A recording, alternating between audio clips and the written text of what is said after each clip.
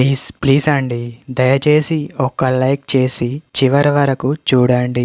ఈ వీడియో చాలా బాగుంటుంది.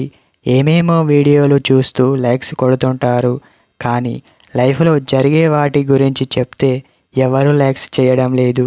ఇటువంటి వీడియోస్ కావాలంటే తప్పకుండా లైక్ చేయండి. ఫ్రెండ్స్, ఎలా ఉన్నారు? నేనైతే చాలా బాగున్నా. మీరు ఎలా ఉన్నారో కామెంటు చేయండి. నువ్వు ఒక అమ్మాయిని నీ కంట్రోల్లో పెట్టుకోవాలంటే నువ్వు ఈ విధంగా చెయ్యాలి. అలా చేస్తేనే అమ్మాయి నీ కంట్రోల్లోకి రావడం జరుగుతుంది. అమ్మాయిని భయపెట్టి దగ్గరకు తీసుకోవద్దు.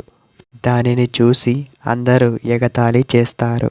అలా కాకుండా ఒక అమ్మాయిని ప్రేమతో అలా చేస్తే చాలా వరకు మంచిది. కానీ అలా తను నీకు నచ్చేలా ఉండటం లేదు అంటే భయపెట్టి దగ్గరకు తీసుకోవచ్చు. ఎవరికైనా లైఫ్లో ఒక ఛాన్స్ ఇచ్చి చూడాలి. అలా చూస్తేనే కదా అర్థమయ్యేది. రెండవ ఛాన్స్ ఇవ్వమని నేను చెప్పను.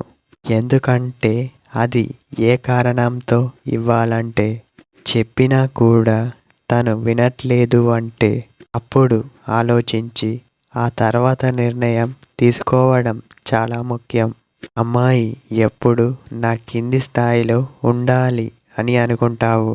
అది ఎంతవరకు కరెక్టు అనేది నువ్వు తనకు చెప్పే విధానంలో మాత్రమే ఉంటుంది. అబ్బాయి ఇలా చేస్తే అమ్మాయి అతని దగ్గర ఉంటుంది.